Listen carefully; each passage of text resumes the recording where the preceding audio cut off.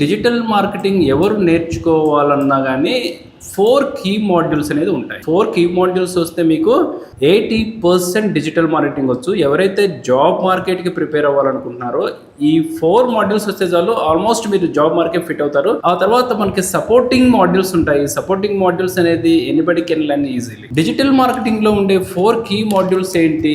Key modules SEO అంటే search engine optimisation, SCM search engine marketing, SMO social media optimisation, SMM social media marketing.